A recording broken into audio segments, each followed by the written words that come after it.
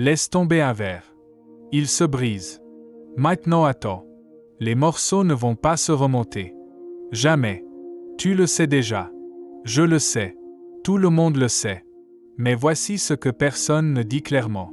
Aucune loi de la physique n'interdit que ce verre se remonte. Aucune. Pas une seule équation.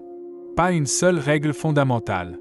Les équations qui gouvernent chaque atome de ce verre fonctionnent parfaitement dans les deux sens du temps. Ce qui signifie que la raison pour laquelle le verre ne se remonte pas n'est pas où tu crois qu'elle est. Tu vieillis dans un sens, jamais dans l'autre. Tu te souviens du passé, jamais du futur. Les causes précèdent les effets. Toujours. Ça semble évident. Ça semble tellement évident qu'on ne demande jamais pourquoi. Et c'est exactement là que la physique dit quelque chose d'inconfortable. Prends la gravitation. Une planète qui tourne autour d'une étoile. Filme-la. Passe le film à l'envers. Ce que tu vois est parfaitement légal. La planète trace toujours une ellipse correcte. Elle obéit toujours aux lois de Newton. Impossible de savoir si le film avance ou recule. La gravitation est réversible dans le temps. L'électromagnétisme, réversible.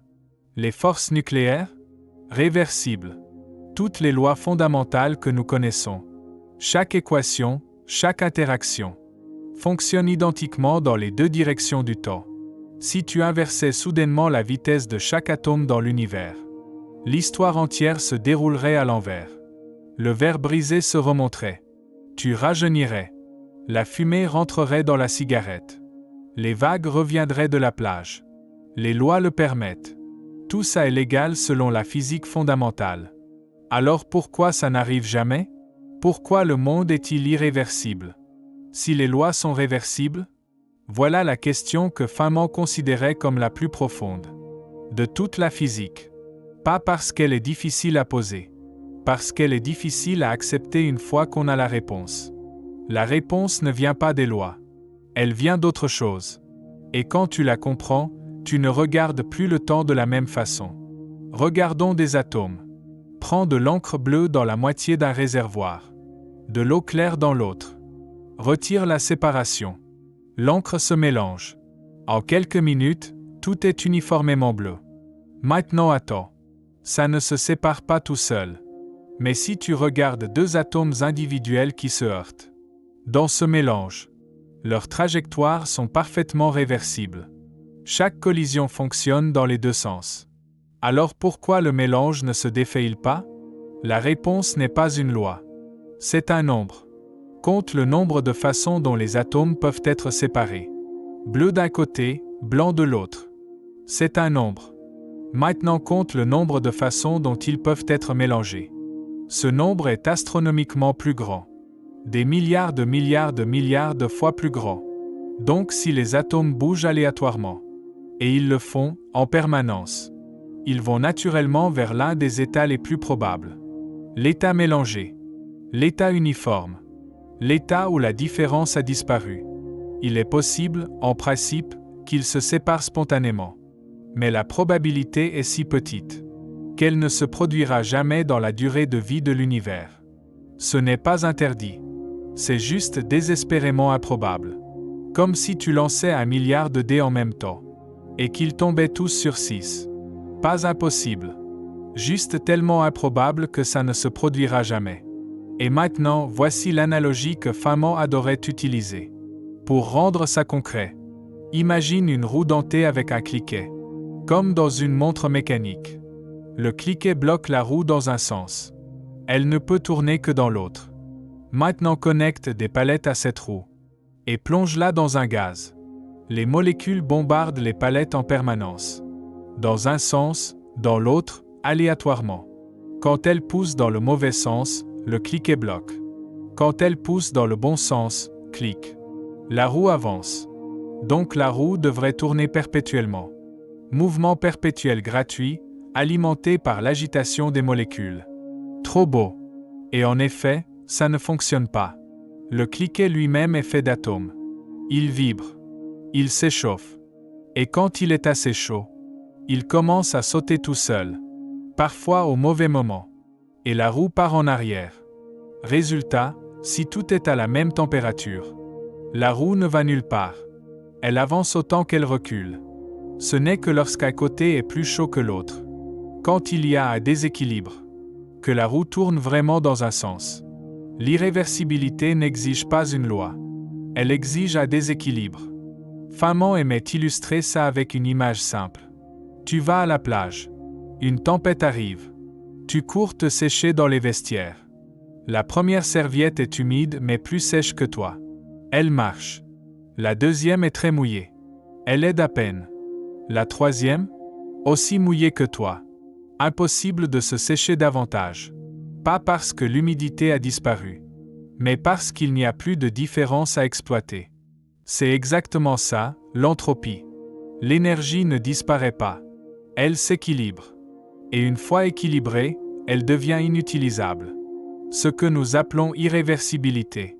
Ce n'est pas une règle gravée dans la nature. C'est de la probabilité.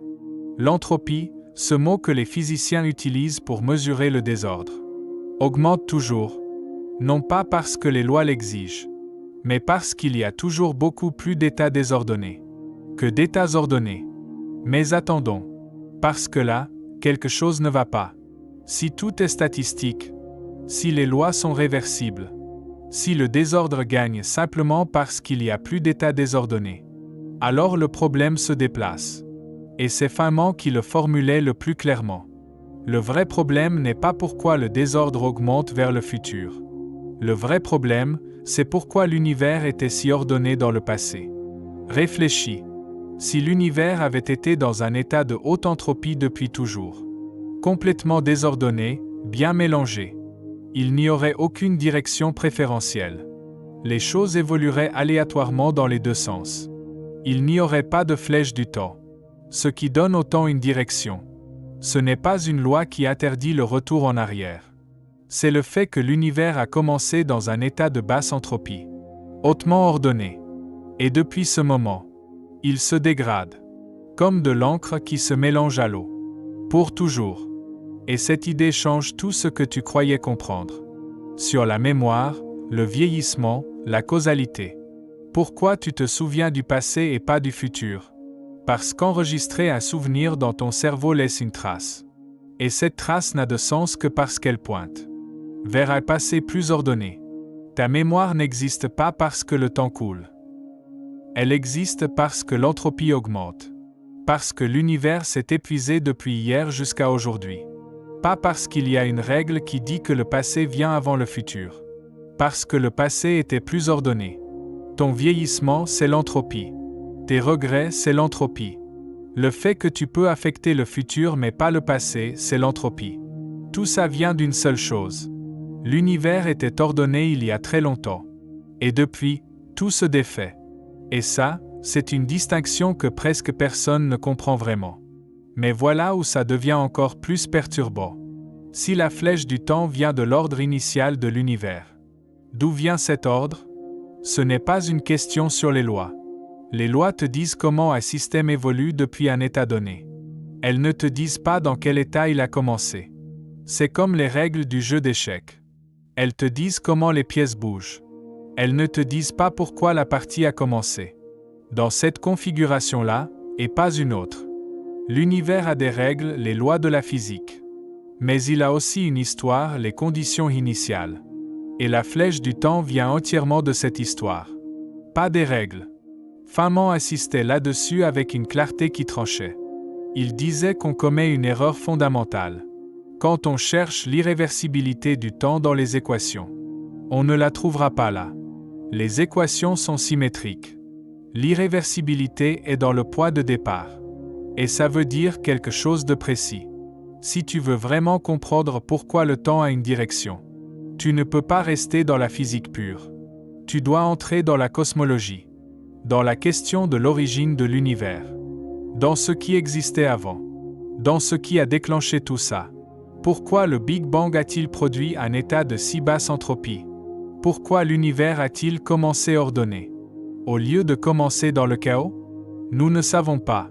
Et ce « nous ne savons pas » est l'un des plus honnêtes que la physique puisse prononcer. Parce que ça veut dire que si tu veux comprendre, Pourquoi le temps coule vers l'avenir? Tu ne peux pas rester dans la physique pure. Tu dois entrer dans la cosmologie, dans la question de l'origine. Et là, nous sommes encore au bord du gouffre. Donc, rassemblons. Pourquoi le verre brisé ne se remonte-t-il pas? Pas parce que les lois l'interdisent. Parce qu'il y a des millions d'états brisés pour un seul état entier. Pourquoi le temps coule-t-il vers l'avenir? Parce que l'univers a commencé dans un état d'ordre extrême. Et depuis lors, il se dégrade vers des états de plus en plus probables. Pourquoi tu vieillis? Pourquoi tu te souviens du passé? Pourquoi les causes précèdent les effets? Tout ça, c'est la même chose. C'est l'entropie. La flèche du temps n'est pas gravée dans les lois de la physique. Elle est gravée dans les conditions initiales de l'univers. Et cette distinction est fondamentale. Parce que ça veut dire que l'irréversibilité du temps n'est pas une question sur les règles du jeu.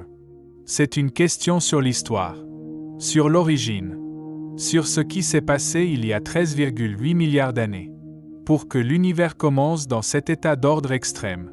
Feynman disait que la physique ne doit pas te faire sentir mieux avec la réalité. Elle doit t'empêcher de construire une version fausse, qui soit plus confortable que la vraie. Et la version fausse ici, c'est de croire que le temps a une direction. Parce que les lois l'exigent. Elles ne l'exigent pas. C'est l'histoire de l'univers qui l'impose. Et ça, c'est une distinction qui change tout. Parce que ça déplace la question. La vraie question n'est pas « Pourquoi le temps coule-t-il » La vraie question est « Pourquoi l'univers était-il si ordonné ?» Il y a 13,8 milliards d'années? Et la réponse à cette question mène directement à ce qu'on appelle la mort thermique de l'univers. L'état final où tout est à la même température, partout. Où plus rien ne peut arriver. Jamais. Et à une idée encore plus étrange. Certains physiciens pensent que si l'entropie peut fluctuer, et les lois le permettent, elles ne l'interdisent pas. Alors peut-être que nous vivons dans une bulle d'ordre improbable. Au milieu d'un chaos éternel et infini. Ce qui voudrait dire que l'univers que nous observons n'est pas la règle. C'est l'exception. Pas la règle générale. C'est exactement de ça qu'on va parler dans la prochaine vidéo.